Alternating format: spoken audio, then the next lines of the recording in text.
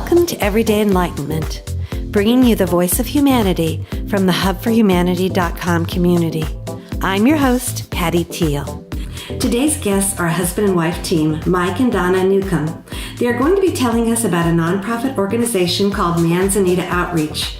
Their goal is to alleviate hunger in their home base, which is the Verde Valley of Arizona, and abroad. Welcome, Mike and Donna. Thank you. Thanks for having us. Hi, Patty. Oh, I'm so glad to have you on the show. Donna, even before joining the organization, you worked with Meals on Wheels? Yes. Yeah, I worked in the Meals on Wheels program for Sedona for 2.5 years before quitting my job to come help Manzanita Outreach. So it was a natural transition for you? Yes. How did it begin? How did you become involved in helping to feed people? Well, I guess Manzanita Outreach began in 2011, and our founders, Kim Gould and Karen Freeman, went on a medical mission trip to Haiti after the devastating earthquake, and came back with, what can two people do to make a difference, especially back in rural Arizona? And from that point, they formed the nonprofit, Manzanita Outreach. We're a 501c3 nonprofit, and shortly thereafter, they adopted a feeding program specifically designed to help Haitian children, and it's the Kids Against Hunger program, and started doing packing events locally and raising money. And then I joined the board a couple of years ago. Donna's come on board just a few months ago. Now I'm the executive director of the organization, and our board has asked that we increase what we do with Haiti, and also to focus on local hunger. So if I understand it, you have several programs. There's Manzanita Meals, Manzanita Abroad, and Manzanita Mobile. And so people can really understand how this works. Let's start with Manzanita Meals, the process and how it actually works. Okay, sure. Well, first of all, our tagline is delivering hope, both locally and abroad. And no one organization can be all things to all people, so we have areas where we're focusing. In Manzanita Meals, it's a program that helps us provide food both locally and abroad. And what it is we have a program. We've primarily been Kids Against Hunger, which is a national program that we're one of the 50 or 60 satellites in the United States. And what that is it's a program where you have a packing event. So we here locally rent at Verde Valley Fairgrounds, and last October we had 850 volunteers that showed up, and we packed 250,000 meals that day. And what our organization does is we organize the event, we purchase the ingredients, the rice, the soy, the vitamin mineral powder, dried vegetables, and so on, all the packaging, bring the volunteers in, and it's an event, it's a fun event. People love it. In fact, we filled up and had to turn over 100 people away just because we were full. That's kind of what that is. It's kind of an assembly line, and it gets competitive between the assembly lines on how much food they packed, and then what happens with that food is it gets distributed either to our partner agency or organization that we work with in Haiti, which is our focus area for abroad, and then it goes into our meal packs that we distribute locally. Manzanita Meals is a really packing events where we raise funds, bring in volunteers, and distribute it to our clients. Is the food sustainable for a while? Yeah, it has a shelf life of 3 years. Oh, that's great. Mm-hmm. A really cool thing about it is we work for Haiti. We work with the Denton program, which is the Air National Guard program, where we take our food from where our warehouse is here in Cottonwood down to Phoenix, and then the National Guard airlifts it to Haiti. The school and orphanages that we work with there go down and get the food and take it up to their locations in Haiti. It's good to know that the National Guard is assisting with something so very vital. Yeah, it's really a neat program. We've now hit our 2 million meals mark with that program. Over 1 million of those have gone to Haiti now, and the others through Arizona to people that need food here. So also in Haiti, with the school and orphanages that we work with, specifically the school, I guess in this case, we have also provided funding for a generator so they have electricity there, and for a well so they have drinking water. But we also do things like send little aprons for the girls that are made in our area through volunteer groups. So while the plane is flying food over, we also have the opportunity to give them extra things. It could be medical supplies, it could be gauze or Band-Aids or whatever our contact there asked for. What's the environment like in Haiti for these orphans? Oh, it's pretty horrible. So many parents have been lost to disease and the earthquakes and hurricanes, and just it's hard to even fathom the situation they have there. The school is called Jubilee School that we have been sending food to for, I guess, 7 years now. It's 120 students with staff and everything. It's closer to 200. And they basically have lived off of our food. Oh my gosh. So our founders have been there, or some of our board members, and we have a lot of photos and have seen the before and after. And they basically have survived and now thriving eating our food. So it's really, really rewarding what we're able to do there. It must be so gratifying for both of you to think that some of these children wouldn't even be alive if not for the assistance that you've been able to facilitate. And it's not us. We have over 1,000 volunteers that help us with this program a year. And to put that in perspective, we have 66,000 in this region. 12,000 people that live in our community in Cottonwood. 1,000 of those come in and helped us and volunteered. And of course, it takes a lot of money too. So we have to raise money. We do that locally. We have a couple of national sponsors. It's an expensive endeavor. It basically costs us $0.25 a meal for the ingredients, the packaging, the shipping cost to get, whether it's the rice coming into our warehouse or facilitating the event or shipping the product down to Phoenix. All those things combined, distributing it within our region, it costs us about $0.25 per meal. Has it been difficult to get the word out and to find enough people to help? My experience is one of being blown away by, when I joined the board and saw the first packing event, I thought, there's no way 800 people are going to come, and it blew me away. And what we've seen as we've added other programs is so many open-hearted people in our area that are willing to volunteer, and our biggest struggle is finding enough work for them. And they take their volunteering very seriously. And Donna, I think you experienced that in the Verde Valley too, in Sedona, where your Meals on Wheels volunteers. If you want to talk to that a little bit, they were a lot of ownership there. Yeah, very protective about their routes. They get attached to the people. And our first mobile pantry was in an area that had the highest population within the Verde Valley, in an area called Verde Village. A lot of poverty, a lot of seniors. There's no grocery store in the area. There's no food pantries or food banks. And we saw seniors riding their scooters down a major highway to get to a grocery store, which was several miles away. We knew, one place where we wanted to do our mobile pantry, so we actually bring food to that area. We find now with what we're doing here with our distribution on distribution days, and the volunteers, there's hugs involved. They take food out to people's cars. We have so much food that they need assistance to get it to their cars, and it's very touching. With our food distribution, we just want everybody to have their dignity when they receive food and kind of see it. And we talk to our volunteers a lot about being kind and that we're sharing food within the community.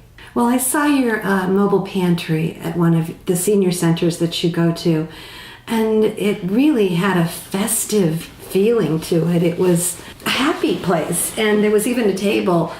I forget, I took a picture of it. There was a lemon on the table where it said you could trade. So I think you're doing a good job having people feel good about themselves even though they need a little bit of help.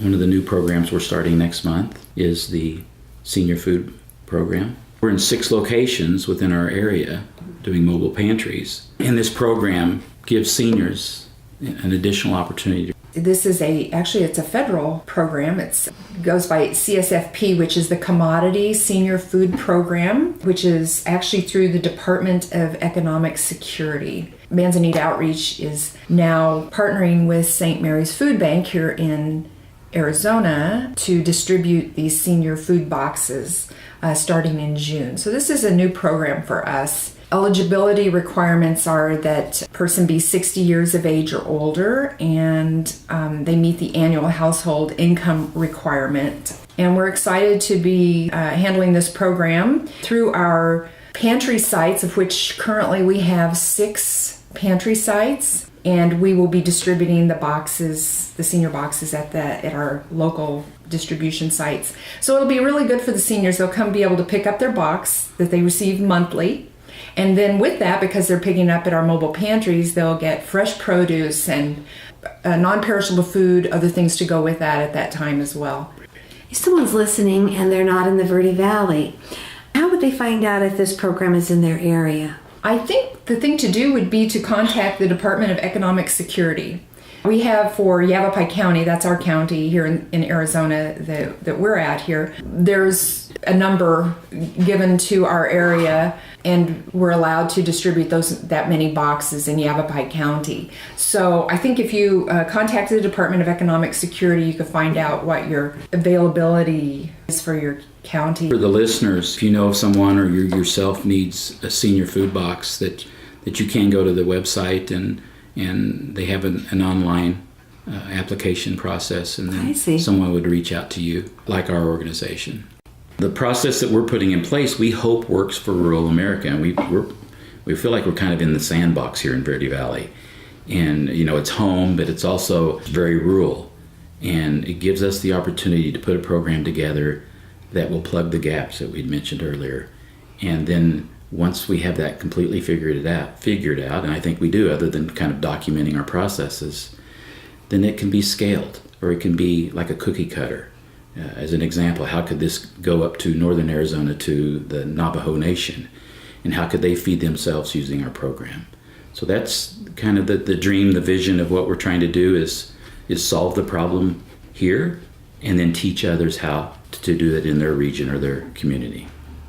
Wow, that's a very big dream, but I could see how important it is for it to be scalable. You hear so often about the Appalachian area and so many areas in America that are facing extreme poverty and a lack of the basic needs. And I'll just, to add to that, I mean, when you look in the eyes of a homeless person, and, that spark of divinity is within them just like it's within everyone else, and it really touches you at a deep, deep place. We are all in this together, and to be able to have the opportunity to work for an organization where you can go at it with your heart wide open, and you go shoulder to shoulder with other people that are the same way. You have the ability to work with people or feed people that are not as privileged as we are. And one of the things that we believe is that having enough healthy food to eat is a right. It's not a privilege. And that we as humanity owe that to our fellow man. Right. To figure it out. Right. The saying, "but there for the grace of God," comes to mind because there's so many stories. So many things happen to people along their path. We really can't judge why they ended up in a situation where they were unable to feed themselves, but there's all kinds of reasons. Oh, yeah. And it could happen to anyone. Yeah, and if you look at it holistically, it's overwhelming, which is why we're trying to drill it down. This one school and 5 orphanages in Haiti. And how do we provide their life's basic needs the best we can? And then how do we do that in our region? And then what lessons will we learn from that? And how can we help others do the same? Right. Well, I love that you both are so big-hearted, but you are really coming at it in a sense like a business. How can we grow this so that we can help everybody, first in the United States and then, of course, abroad, everywhere, and that you're making it scalable so that no matter where people are, you can help organizations to perhaps do a similar thing in their own community. We're not a business, we're a nonprofit, but you have to act like one. That's what I meant, right. And you have to have streamlined processes. You get all the volunteers, and it's unbelievable, but without programs and direction and focus, and you may flail, but whenever you have the right attitude and the number of volunteers, and you have the right program, you can get a lot done. That's what I've seen. I've seen it in business, but it's at a different level in the nonprofit world. Absolutely. It really is gratifying. So where are your dreams? Where do you guys want to head with Manzanita Outreach? Donna and I have talked at length. What if I was a working poor? What if I was a dad that had 3 kids and I'm working for minimum wage, and I lost my wife, or I'm divorced, or how do we survive? And we thought the same thing with homeless people or homebound. And Donna's had some very intimate experiences with homebound people through Meals on Wheels. So I think the dream, the vision is to say that in Verde Valley, that no one's hungry and that the problem's been solved. We're not there yet, but I think we're on the right path. And it's not just Manzanita Outreach. It's armies of people working on this. It's other food banks and food pantries. And we're just, like I said earlier, filling the gaps. And, our strengths is we have this donated warehouse space from the local church that's beautiful. We can hold 250 pallets of food here. We have this huge volunteer base. My background's in wholesale food distribution. So it's a good mix to solve a solvable problem, and it's a distribution problem. Mm-hmm. And with partnership with St. Mary's Food Bank allows us, that's the food, right? So our program's Manzanita Mobile. We get the food from St. Mary's. The volunteers make it happen. And I see us solving the problem. Like a well-oiled machine, it sounds like. Mm-hmm. Well, I can't, with some heart thrown in. Yes. There's some heart, but it's also been a lot of lessons learned. It's been more like instead of trial and error, it's been more error and then trial. It's been a process that we've worked to fine-tune, to streamline, because I think it's important that we do that. And then, in order to teach others, part of what you teach them is, here's what didn't work, and here's what we learned from that. Mm-hmm. As well as what did work. What are some of the challenges that you've run into? I know you say it's not a food problem, it's a distribution problem. What are some of the issues of why we can't solve this problem easier? I think we are working to solve it in our area, and I think it's what we're doing is something that can be replicated. The whole idea about Manzanita Mobile program, and when we get our truck, because we are going to get one eventually, we know it's coming, we just don't know how yet. We're going to call it the Hope Mobile. Well, Donna and I, when we were little, we were childhood best friends. She lived across the street from my house, and we were poor in Missouri, and we didn't have a library nearby. And I don't know if the listeners remember this or not, but there was a bookmobile that came, I think, once a quarter or something like that to our neighborhood. And it gave us the opportunity to get books.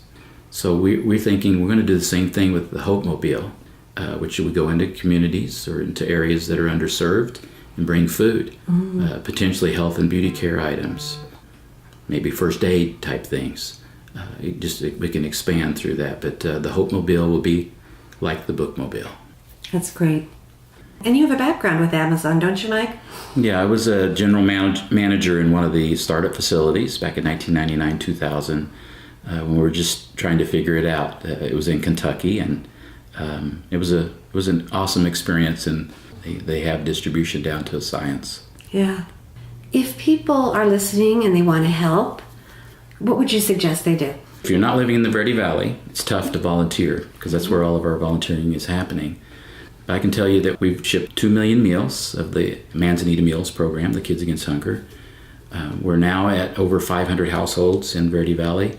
I think when we get that figured out, we'll be at 1,000. And we've done this without a truck. We rent trucks. We count on donations for us to have the money to do that. In fact, this week, we just got back last night, we drove our truck that we rented in Phoenix, so it was a 2-hour drive to take it back. Obviously, it was a 2-hour drive to go pick it up. And we do that every time we do a food distribution, a major distribution. It's expensive. Mm-hmm. So we need a refrigerated truck. We need a van for local food deliveries or donations that could to go towards those. How would someone make a donation to Manzanita Outreach, a monetary donation? Yeah, you could go to manzanitaoutreach.org and click on donate. And there's several ways, of course, you could do that. Yeah, that would be a blessing to us, and even more so a blessing to people that would receive the food, help us expand it. Well, I want to thank you, Donna, and thank you, Mike, for being a guest today. And really, I'm very honored to have had you on the show, and thank you so much for the good work you're doing to help so many people out in the world. Thank you, Patty. Thanks for having us. Bye-bye. Bye.